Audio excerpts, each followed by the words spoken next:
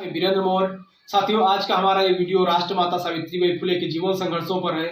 राष्ट्रमाता सावित्रीबाई फुले ने अपने जीवन में क्या क्या संघर्ष किए और कितने संघर्ष करने के बाद उन्होंने महिलाओं के लिए शिक्षा के द्वार खोले, महिलाओं के लिए स्कूल की व्यवस्था की। उन्होंने सबसे पहले भारत में महिला विद्यालय खोला। उन्होंने वो भारत की ऐसी पहली महिला शिक्षिका हैं जिन्होंने भारत में सर्वप्रथम महिलाओं के लिए शिक्षा के द्वार खोले। तो राष्ट्रमाता सावित्रीबाई फुले का जन्म महाराष्ट्र में 1831 में 3 जनवरी सन 1831 में उनका जन्म हुआ था महाराष्ट्र में। और उस समय, उनके जन्म के समय भारत में ऐसी व्यवस्थाएं थी, ऐसी रूढ़िवादी व्यवस्थाएं थी कि उस समय भारत में महिलाओं को शिक्षा से वंचित रखा जाता था। किसी भी महिला को, किसी भी लड़की को विद्यालय जाने की अनुमति नहीं थी। धर्म ग्रंथों में वो व्यवस्था उस समय थी। धर्म ग्रंथों में सीधा लिखा था कि भाई महिलाओं को शिक्षा से दूर रखा जाएगा, महिलाओं को शिक्षा की कोई जरूरत नहीं है। महिला को एक तरीके से मैं कह सकता हूँ कि महिला को सिर्फ भोग की वस्तु समझा जाता था। बच्चे पैदा करने की मशीन से ज्यादा और कुछ नहीं समझा जाता था। यही वजह है कि महिलाओं को भारत में शिक्षा से दूर रखा गया। तो ऐसे माहौल में राष्ट्रमाता सावित्रीबाई फुले का जन्म हुआ और जन्म होने के बाद जब उनकी शादी हो गई, बहुत ही कम उम्र में उनकी शादी हो गई और उनकी शादी हुई एक माली परिवार में। ज्योतिबाराव फुले उनके जीवन साथी थे, उनके साथ उनका विवाह हुआ। तो ज्योतिबाराव फुले के साथ ज्योतिबाराव फुले ने उनको प्रेरित किया शिक्षा के लिए। उनको अपने घर में ही पढ़ाया लिखाया और पढ़ने के बाद जब माता सावित्रीबाई फुले को ये लगा कि नहीं, अब शिक्षा के लिए कुछ करना चाहिए, क्योंकि उस समय जो भारत की स्थिति थी और लोगों ने महिलाओं के दिमाग में एक डर पैदा कर दिया था। वो डर क्या था कि अगर महिलाएं पढ़ेंगी लिखेंगी तो हो सकता है कि आपके परिवार की हानि हो सकता है कि आपके पति की मृत्यु हो जाए। ऐसी विडंबनाएं, ऐसी कुरीतियां समाज में थी, ऐसा भ्रम लोगों ने फैला रखा था।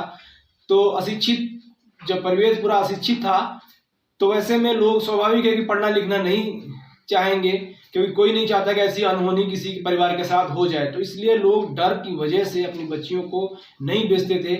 तो जब माता सावित्रीबाई फुले को उनके जीवन साथी ने जब पढ़ाने लिखाने, तो उस समय जो धर्म के ठेकेदार थे, धर्म के ठेकेदारों ने उनके पिता पर दबाव बनाया, ज्योतिबाराव फुले के पिता पर दबाव बनाया। और दबाव बनाने के बाद उनसे कहा कि आपका बेटा ये जो कर रहा है ये धर्म के विरुद्ध है, धर्म के खिलाफ है, तो आप इसको रोकिए।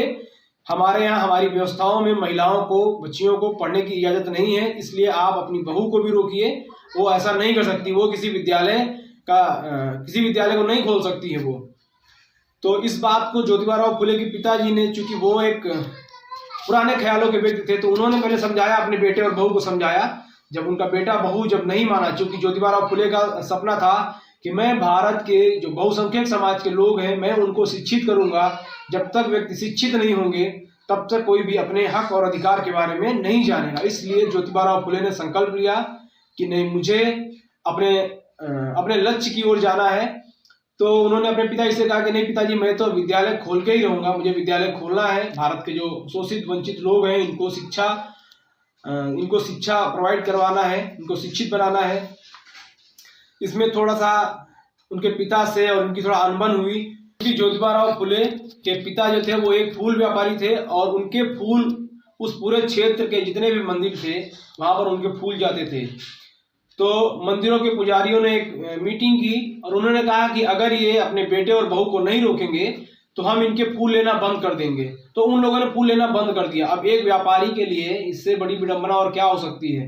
तो उनको लगा कि उनका व्यापार बंद हो जाएगा, तो लास्ट में मजबूरी में उन्होंने अपने बेटे और बहू सावित्रीबाई फुले और ज्योतिबाराव फुले को घर से निकाल दिया। समय पुणे में जाते हैं तो इतना संघर्ष किया, अपने घर से निकाल दिए गए। फिर किराए पे जाके मकान लिए, जहाँ जिस घर में किराए पे मकान लिया और किराए के मकान से इन्होंने विद्यालय खोलने की अपनी मुहिम को तेज किया। फिर लोगों को पता चला कि नहीं, यहाँ पे विद्यालय खोलेंगे, तो जिसका मकान किराए पे लिया था उसको जाके उस पर दबाव बनाया कि नहीं, आप मकान नहीं दे सकते हैं।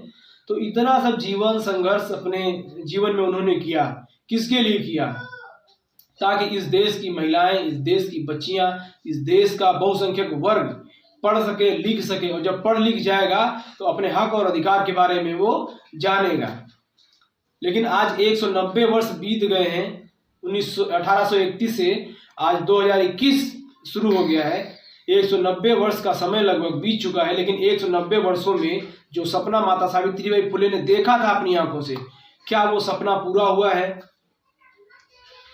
जब इंदिरा गांधी भारत की प्रधानमंत्री बनकर पहली बार आई थी तो उनसे पत्रकारों ने पूछा कि आप इतने बड़े देश की प्रधानमंत्री बनी हैं, तो इस मुकाम पर पहुंचने का श्रेय आप किसे देना चाहती हैं? तो उन्होंने कहा था कि मैं इसका पूरा श्रेय राष्ट्रमाता सावित्रीबाई फुले को देना चाहती हूं। अगर वो नहीं होती, अगर उन्होंने शिक्षा का अधिकार महिलाओं को नहीं दिया होता, तो आज मैं भी किसी परिवार में चूल्हा चौका कर रही होती। तो जो देश की प्रधानमंत्री थी वो इस बात को समझती हैं, लेकिन विडंबना देखिए 170 सालों में आज हमारे संसद में देखिए, आप लोकसभा में देखिए, महिलाओं की आबादी कितनी है, कितने प्रतिशत महिलाएं वहां हैं, सांसद हैं। अब राज्यसभा देखिए, राज्यसभा में कितनी महिलाएं हैं वहां पर। ये जो प्रकृति है, जो ये सिस्टम है, पूरे सिस्टम को चलाने में महिलाओं की बराबर की सहभागिता है। कोई कितना भी कह ले कि महिलाओं के बिना हम ये कर लेंगे वो कर लेंगे, लेकिन जब तक महिलाएं नहीं होंगी, महिलाओं की सहभागिता नहीं होगी, आप इस संसार को आगे नहीं बढ़ा सकते हैं। तो इस संसार को बढ़ाने में महिलाओं की बराबर की सहभागिता होती है। लेकिन विडंबना है इस देश की कि इस देश के एक बहुत बड़े हिस्से को शिक्षा से वंचित रखा गया। इस देश की महिलाओं को आज भी शिक्षा से वंचित रखने के लिए जो पहले विद्यालय बनाए भी गए, सरकारी विद्यालय, उनको अब बंद करने की कोशिश की जा रही है। हर 15 किलोमीटर में कहा जा रहा है कि विद्यालय खुलेगा। अब आप सोचिए कि किसी भी ग्रामीण क्षेत्र में रहने वाला व्यक्ति, अगर उसका बच्चा 5 साल का, 8 साल, 10 साल का अगर वो है, तो क्या वो 15 किलोमीटर रोज जा सकता है? एक ऐसी साजिश चल रही है हमारे भारत में आज भी कि लोगों को शिक्षा से वंचित रखा जाए, क्योंकि उनको पता है, जो साजिश करता है उनको पता है कि अगर महिलाओं को शिक्षा से वंचित रखा गया, अगर लोगों को शिक्षा से वंचित रखा गया, तो जब वो शिक्षित नहीं होंगे तो वो अपने हक अधिकार के बारे में आवाज नहीं उठाएंगे। यही वजह है उनको शिक्षा से वंचित रखा गया। और जो लोग शिक्षित भी हैं भारत में, जो शिक्षित भी हैं, वो ये नहीं जानते हैं कि उनको शिक्षा का अधिकार किसने दिया। भाई देश की जो सर्वोच्च स्थान जो है हमारे देश में, वो राष्ट्रपति का है। तो प्रतिभा देवी पाटिल जब देश की राष्ट्रपति बन सकती हैं, किरण बेदी, इंदिरा गांधी प्रधानमंत्री बन सकती हैं, किरण बेदी जैसे बहुत सारी महिलाएं आज हैं, आगे हैं, लेकिन उसमें से बहुत कम लोग जानते हैं कि उनको यहाँ तक पहुँचाने में, इस लोकतांत्रिक देश में इस स्थान तक, इस मुकाम तक पहुँचाने का श्रेय किसको जाता है, बहुत कम लोग जानते हैं। क्योंकि जब महिलाएं शिक्षा से वंचित थीं, तब उनको शिक्षा का अधिकार दिलाने के लिए कोई सामने नहीं आया, कोई चमत्कारिक शक्ति, कोई चमत्कारिक महाशक्ति कोई सामने नहीं आई।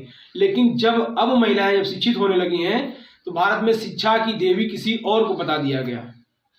अब भारत में शिक्षा की देवी किसी और को, और आप किसी भी स्कूल में जाइए तो भारत के प्राइमरी से लेकर महाविद्यालय तक हर विद्यालय में माता सावित्रीबाई फुले की तस्वीर होनी चाहिए थी, राष्ट्रपिता ज्योतिबा फुले की तस्वीर होनी चाहिए थी, क्योंकि शिक्षा के लिए इन्होंने द्वार खोले।